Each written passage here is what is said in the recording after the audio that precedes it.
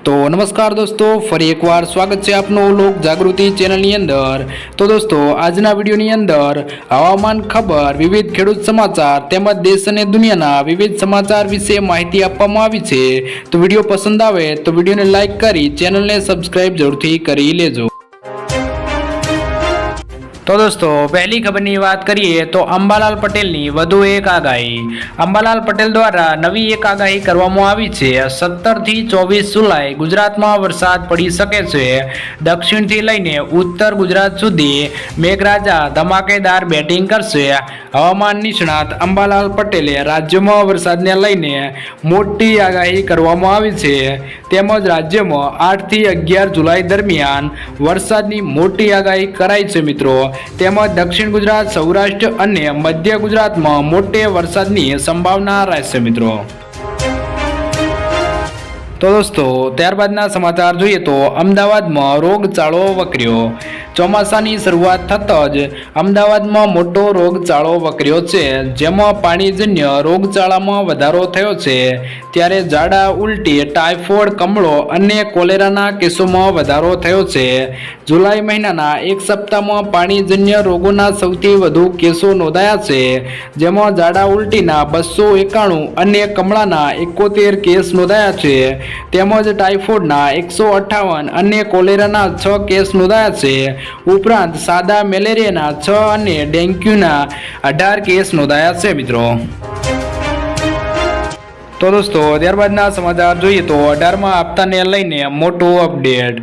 PM કિસાન યોજનામાં જલ્દી જ ગુજરાતના લાખો ખેડૂતોને મોટી ખુશખબરી મળવાની છે। પરંતુ આ રકમ મેળવવા માટે ગુજરાત સરકારે ગુજરાતના ખેડૂતોને એક કામ કરવા કહ્યું છે કે ગુજરાતના ખેડૂતોને તાકીદારી રાખવાની છે કે હપ્તા આધાર સીડિંગ ડિબિટ એનેબલ ફરજિયાત છે, કેવાયસી કરાવવું જરૂરી છે। ગુજરાતના જે ખેડૂતોને 18મો હપ્તો મેળવવાનો બાકી હોય તેમણે 30 જુલાઈ સુધી બેંક ખાતાની કાર્યવાહી પૂર્ણ કરવી પડશે। तो दोस्तों, ત્યારબાદના સમાચાર જોઈએ તો એટીએમમાં હવે લાગશે ચાર્જ। એટીએમમાંથી કેશ કાઢતા ગ્રાહકો માટે માઠા સમાચાર સામે આવી રહ્યા છે। દેશના ઘણા એટીએમ ઓપરેટરોએ રોકડ ઇન્ચાર્જની ફી વધારવાની માંગ કરી છે, જેમાં પ્રતિ ટ્રાન્ઝેક્શન પેટે 23 રૂપિયા વધારાના લેવામાં આવશે, જેમાં એસબીઆઈ, આઈસીઆઈસી, એચડીએફસી સહિત ઘણી બેંકોનો સમાવેશ થાય છે। જોકે પહેલા 15 થી 17 રૂપિયા ચાર્જ હતો તે હવે 23 રૂપિયા કરવાની માંગ કરવામાં આવી છે મિત્રો। तो दोस्तों, ત્યારબાદના સમાચાર જોઈએ તો ગેસ સિલિન્ડરના ભાવમાં ઘટાડો। આજથી એલપીજી સિલિન્ડરના ભાવમાં ઘટાડો થયો છે। જો કે માત્ર કોમર્શિયલ સિલિન્ડરના ભાવમાં 30 રૂપિયાથી 31 રૂપિયા સુધીનો ઘટાડો થયો છે। ઘરેલું સિલિન્ડરના ભાવમાં કોઈ ફેરફાર થયો નથી। દિલ્હીમાં 19 કિલોના કોમર્શિયલ સિલિન્ડરની કિંમત 1646 રૂપિયા છે। મુંબઈ અને ચેન્નઈમાં સિલિન્ડર 31 રૂપિયા સસ્તો થયો છે। તો અમદાવાદમાં 19 કિલોનો બ્લુ સિલિન્ડર 1665 રૂપિયા મળશે, જ્યારે 14 કિલોના ઘરેલું સિલિન્ડરની કિંમત 810 રૂપિયા છે મિત્રો।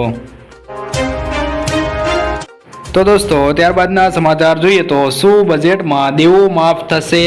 ખેડૂતો માટે દેવા માફીને લઈને ખૂબ જ મહત્વપૂર્ણ સમાચાર સામે આવ્યા છે। ખેડૂતો ઘણા વર્ષોથી દેવા માફીની માંગ કરતા આવ્યા છે।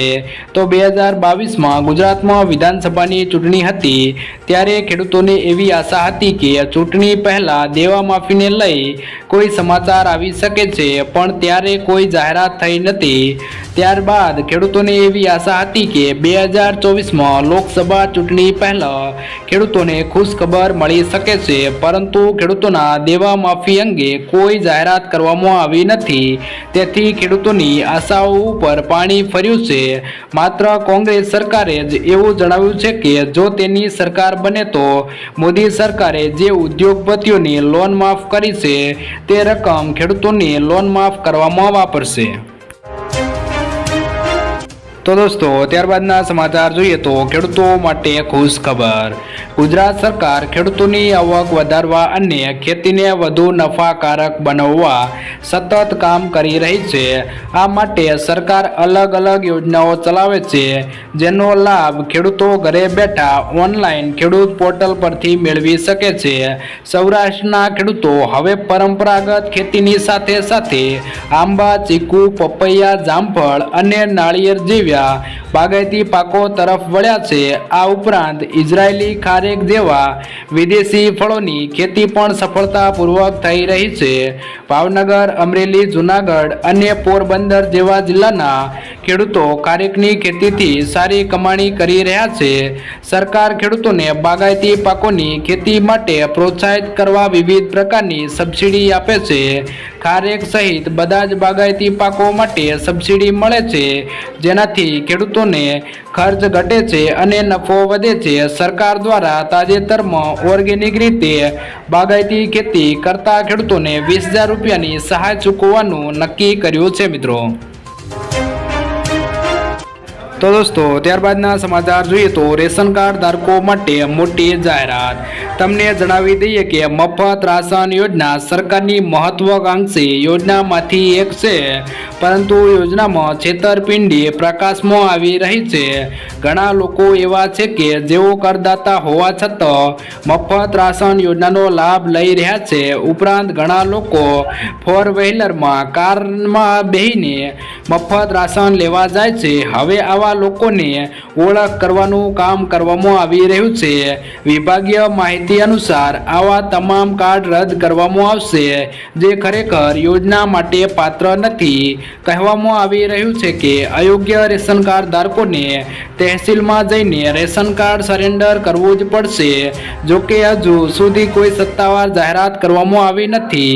તમને જણાવી દઈએ કે છેલ્લા 2 વર્ષમાં 2.5 કરોડ લોકોની આ રીતે ઓળખ કરવામાં આવી હતી, જે વાસ્તવમાં મફત રાશન માટે પાત્ર જ નહોતા મિત્રો. તો દોસ્તો ત્યારબાદના સમાચાર જોઈએ તો પતિ પત્ની બંનેને મળશે 10,000 રૂપિયાની સહાય. જો તમારા પણ છેલ્લા 2 વર્ષમાં લગ્ન થયા હોય કે થવાના હોય તો તમને સરકાર તરફથી મળશે 10,000 રૂપિયાની સહાય. તો મિત્રો કુંવરબાઈનું મામેરું સહાય યોજના અંતર્ગત કન્યાને 10,000 રૂપિયાની સહાય આપવામાં આવે છે, જેમાં તમારે એક ઓનલાઈન ફોર્મ ભરી જરૂરી ડોક્યુમેન્ટ અપલોડ કરવાના રહેશે, જેમાં કન્યાનું આધાર કાર્ડ, કન્યાના પિતાના વાર્ષિક આવકનો દાખલો, લગ્નનું પ્રમાણપત્ર, સ્વઘોષણા પ્રમાણપત્ર અને કન્યાના બેંક ખાતાના પાસબુકની નકલ વગેરે ડોક્યુમેન્ટ અપલોડ કરી અરજી સબમિટ કરવાની હોય છે. જ્યારે થોડાક સમય બાદ તમે કરેલી અરજી જ્યારે અપ્રુવલ થશે, ત્યારે તમે આપેલ બેંક એકાઉન્ટ નંબર ઉપર 10,000 રૂપિયા જમા કરી આપવામાં આવશે મિત્રો. તો દોસ્તો ત્યારબાદના સમાચાર જોઈએ તો ખેડૂતો માટે ખૂબ જ કામની જાહેરાત. ખેડૂતોને સરકારની દરેક યોજનાનો લાભ પહોંચાડવા માટે જો કિસાન કાર્ડ બનાવવામાં આવી રહ્યું છે, તેના માટે ગામે ગામ કેમ્પ લગાવવામાં આવશે, જેથી ખેડૂતો સામે કિસાન કાર્ડ માટે પોતાની નોંધણી કરાવવામાં કોઈ મુશ્કેલી ઊભી ન થાય. જોકે આ યોજનાની શરૂઆત ઉત્તર પ્રદેશથી કરવામાં આવશે, તેથી કરીને સમગ્ર દેશમાં સૌથી પહેલા આ યોજનાનો લાભ ત્યાંના ખેડૂતોને મળશે. જણાવી દઈએ કે આ કાર્ડ માટે નોંધણી કરાવવા માટે 1 જુલાઈથી નોંધણી પ્રક્રિયા શરૂ કરી દેવામાં આવી છે.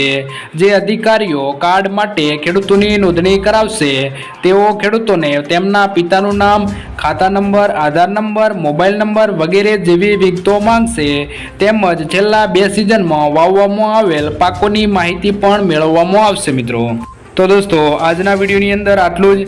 જો વિડીયો પસંદ આવ્યો હોય તો વિડીયોને લાઇક કરી દેજો અને વિવિધ ખેડૂત સમાચાર તેમજ વિવિધ યોજનાઓ વિશે માહિતી મેળવવા આપણી આ ચેનલ લોક જાગૃતિને સબસ્ક્રાઇબ જરૂરથી કરી લેજો.